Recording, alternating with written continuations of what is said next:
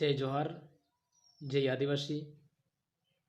मैं आपको एक विशेष सूचना जो आपको आपके सामने प्रेषित करने जा रहा हूँ, जिसको आप ध्यान से सुने और समझे इस बात को कि अभी जो अपने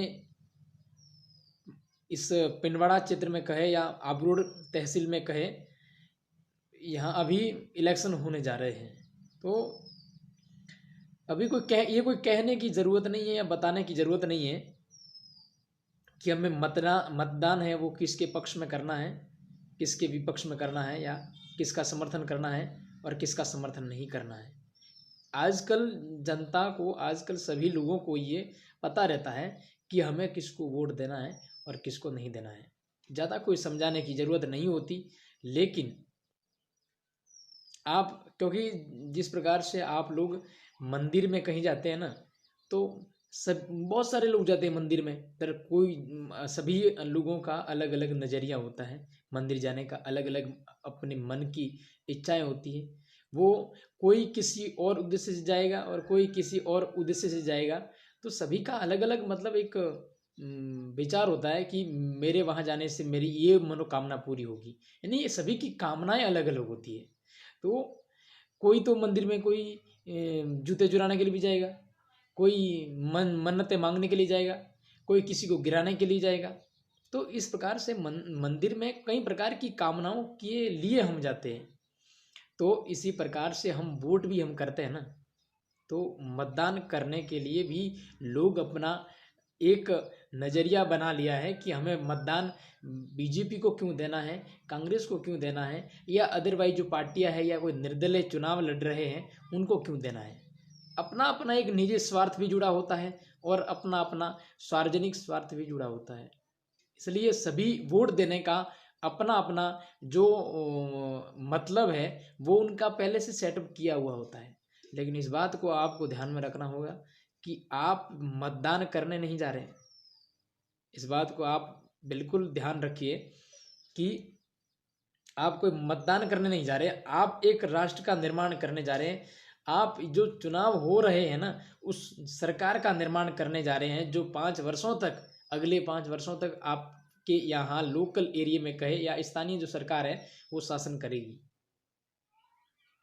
वो स्थानीय जो सरकार है वो शासन करेगी। तो वो शासन, हमें किसको ये सत्ता, किसको ये शासन, शासक वर्ग किसको बनाना है, शासन किसके हाथों में देना है, ये आपके ऊपर डिपेंड करता है।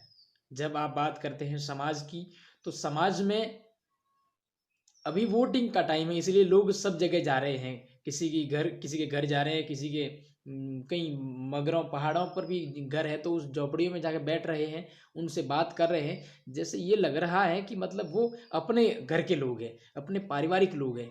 इस प्रकार की बातें, मीठी सुहावनी बातें आपको की जा रही हैं और आपको लुभावनी इस प्रकार से आपको लालच दिया जा रहा है, और वोट सिर्फ वोट के लिए। और जीतने के बाद में आप उनके घर जाओगे तो वो सोते हुए नजर आएंगे या कहीं और मतलब बिजी रहेंगे, आपकी ओर ध्यान नहीं दिया जाएगा। हालांकि अपना काम सरपंच तक ही सीमित रहता है, लेकिन जो अभी जो चुनाव होने जा रहे हैं ना, उनकी जिम्मेदारी बहुत बड़ी है कि उनका कार्य क्या है, वो क्या काम कर सकते हैं और क्या काम करना चाहिए। तो वो उनको भली बात मालूम है। तो हमें ये ध्यान में रखना है कि कौन बंदा था जो इन फ्यूचर में भी और पास्ट टाइम में भी समाज में आ रहा था और आएगा। इससे समाज को कितना फायदा होगा और समाज को कितना वो गाइड कर सकता है, समाज को कितना वो आगे दिशा दे सकता है, इस बात को आप ध्यान में रखिए। नहीं तो वोट तो आज कल हो जाएंगे, उसके बाद में जीत हार भी हो जाएगी। लेकिन हमें गलत किसी शासक वर्ग को, गलत किसी व्यक्ति का चुनाव नहीं करना है। चुनाव करिए तो आप अपने वोट की असलियत दिखाइए कि वोट सिर्फ ये कागज का टुकड़ा नहीं है कि रास्ते में पड़ा हुआ कि हम किसी को भी उठा के दे दें। जिस प्रकार से आप अपनी बेटी का ब्याह जो पूरा आप छानबीन कर लेते हैं कि मतलब होने वाला जमाई है वो काम क्या करता है, दारू तो नहीं पीता ना, सिगरेट तो नहीं पीता ना, बीड़ी तो नहीं पीता ना। इन प्रकार की ना जाने किन किन प्रकार से आप लोग सवाल आपके मन में आते हैं और सवाल आप उन सवालों का समाधान ढूंढने का प्रयास करते हैं। और उसकी पारिवारिक जो स्थिति है, परिवार में उसके फादर मदर, उसके भाई बहन, उसका मतलब जो कंडीशन है वो कैसी है, क्या काम करते, उसकी कार्यशैली कैसी है, ये आप सब कुछ पता कर लेते हैं। तो उसी प्रकार से ये जो वोटिंग सिस्टम है, ये जो वोट है, ये कागज है, ये कागज नहीं है, ये भी तुम्हारी बेटी है। और जिस बेटी को आप देने के लिए जा रहे हो ना, तो आपको ध्यान में रखना है कि अपनी बेटी, अपना वोट कहीं खड्डे में न गिर जाए और पूरे 5 वर्षों तक उस वोट का, उस बेटी का गलत उपयोग होता रहे। और उस वोट का गलत उपयोग होगा ना, उसका शिकार जनता होगी, वोट देने वाला होगा। लेने वाले के कुछ फर्क नहीं पड़ेगा, वो तो 5 वर्षों तक अपना ऐशो आराम करके चला जाएगा। अभी जो समाजवाद की बात करने के लिए आ रहे हैं लोग कि समाजवाद ये है, समाजवाद वो है, फलाना ढिगरा पूछा, जो कर रहे लोग हैं ना, तो आपको ध्यान में रखना है कि एक दिन साइकिल पे घूम के समाजवाद नहीं होता, उसके बाद में पूरे 5 वर्षों तक वो फॉर्च्यूनर लेके घूमे आपके सामने, समाजवाद समझते हो उसको? समाजवाद है ये। इस बात को आप भली भांति जानिए, पहचानिए, क्योंकि आज की जनता को ये बताने की जरूरत नहीं है कि हमें वोट किसको देना है। चाहे और वोट और ये जो पार्टियां जो होती है ना, पार्टियां कोई ये तय नहीं करती कि ये इसकी जीत है, लेकिन आजकल हो तो यही रहा है ना, किसी को टिकट नहीं मिल रहा है तो लोगों की भावना कैसी बनी हुई है कि उसको टिकट नहीं मिला या उसको टिकट मिला। टिकट देना ना देना जनता के ऊपर है, जनता तय करती है कि टिकट किसको मिला है। हकीकत में टिकट तो उसी को मिलता माना जाता है जिसकी जीत होती है, चाहे वो निर्दलीय चुनाव लड़े, चाहे वो पार्टी से चुनाव लड़े। यानी कि अगर पार्टी ही अगर ये तय कर रही है कि ये व्यक्ति है वो, इसको टिकट मिला, और वो पार्टी ही अगर मान लो किसी को माला पहना रही है, वो ही अगर कोई जिता रही है, तो तुम्हारे वोट का क्या हो रहा है? तो तुमने तो वोट दिया ही नहीं, इसका मतलब तो ये हुआ ना। इसलिए आपको इस बात को समझना होगा कि ये वोट, हमारे वोटों से सरकार बन रही है या मतलब ये सिर्फ कहा सुनी है।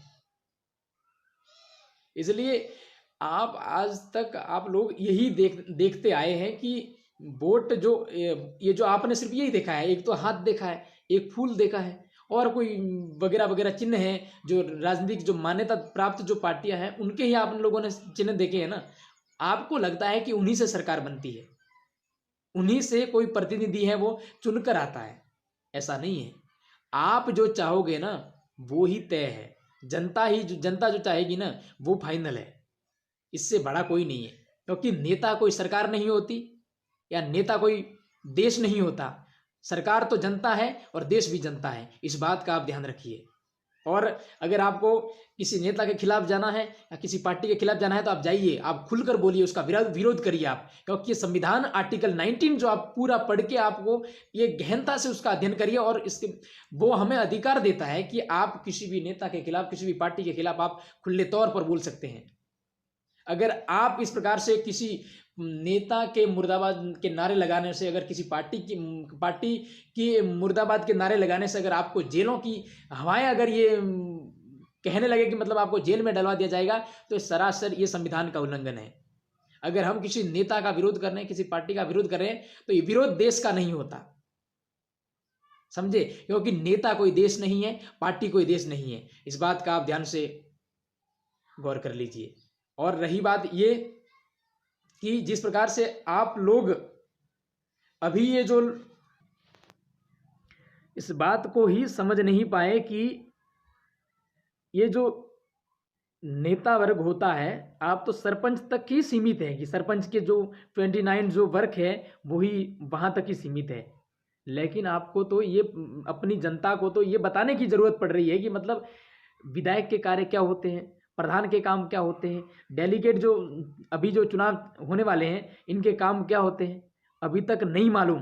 क्योंकि जितने भी जो प्रतिनिधि चुन के आए सरकार में और चले भी गए, उन्होंने आज तक ये जनता को बताने का प्रयास नहीं किया। बताने की कोई ज़रूरत नहीं है। अगर उन लोगों ने अगर ये काम किया होता ना तो उनको मालूम हो जाता जनता को कि ये मतलब इस नेता का काम था, ये इसका काम था, ये प्रधान का काम था, ये एमएलए का काम था। लेकिन नहीं, मैं कहूँ ना, आदिवासियों की जो 5वीं अनुसूची की बात करते हैं ना, 6ठी अनुसूची की बात करते हैं ना, पैसा एक्ट कानून की बात करते हैं ना, 1996 की बात करते हैं ना, वो आज तक, अगर आप है ना पूरे विधानसभा का पूरा जो कार्यकाल है ना वो खोल के देख लीजिए कि उसमें आज तक अपने यहाँ की आबू पिंडवाड़ा विधानसभा क्षेत्र के गए हुए नेता, चुनकर गए हुए नेता या नेत्री कोई भी, उन्होंने आज तक अपनी ये बात कोई उठाई वहां जाके?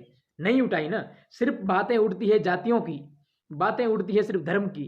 इसलिए आपको जाति और धर्म से ऊपर उठकर देखना होगा, क्योंकि ये जो राजनीति है वो सिर्फ धर्मों तक ही सीमित है और जातियों तक ही सीमित है। मैं कहूँ ना, धर्म नाम की कोई चीज नहीं होती। ये तो सिर्फ अपना एक अखाड़ा बना के रखा है कि जिससे हम अपने वोट बैंक को बना सके, और यही होता आ रहा है। और वो तो हिंदू मुसलमान करके जीत जाते हैं और जनता पीछे तो आंखें फाड़ के देखती रह जाती है, उसका कोई सॉल्यूशन नहीं निकलता है। तो इस बात को हमें ध्यान में रखना चाहिए कि ये युवाओं का जमाना है, ये शिक्षित वर्ग का जमाना है और ये सवालों का जमाना है। आप लोग सवाल कीजिए, सवाल ही नहीं करते और आपके सवालों को इस प्रकार से डाइवर्ट किया गया है कि आपके दिमाग में वो सवाल आते ही नहीं है। कैसे आएंगे जब इनका तो पूरा का पूरा मकसद यही होता है कि किसी भी आदमी को, किसी भी महिला को, किसी भी बच्चे को, किसी भी बच्ची को, किसी भी युवाओं को इतना भूखा रखा जाए कि वो सिर्फ रोटी के अलावा किसी की मांग ही नहीं करे। तो बताओ आपके दिमाग में एजुकेशन की बात आएगी, आपके दिमाग में स्वास्थ्य की बात आएगी, आपके दिमाग में लाइटों की बात आएगी, आपके दिमाग में रोडों की बात आएगी, आपके दिमाग में जो बिल्डिंग वर्क है, शौचालय वर्क है, ये बातें आपके दिमाग में आएगी? नहीं आएगी, क्योंकि आपके दिमाग में ये सवाल आने ही नहीं दिया जाता। और आप जब तक इन सवालों को आपके दिमाग में नहीं आने दिया जाएगा, तब तक हमारे ये पांचवी फैल नेता लोग ये हमारे सामने राजनीति करते रहेंगे। हम पढ़े लिखे वर्ग इनके सामने घसीटते रहेंगे और हम इनसे रोजगार की मांग करते रहेंगे।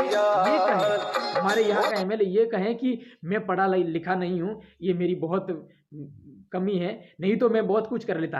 अरे यार, आप पढ़े लिखे नहीं हो, ये तो बहुत दुख की बात है, दुर्भाग्य की बात है कि आप अब एमएलए हैं। मैं आपको तो तौर पर ये कहना चाहता हूँ कि अगर आप पढ़े लिखे नहीं, आपको जानकारी नहीं है, तो आपको कुछ बनाने का अधिकार नहीं है, क्योंकि आप लोगों को अड्डे में गिराने का काम कर रहे हैं।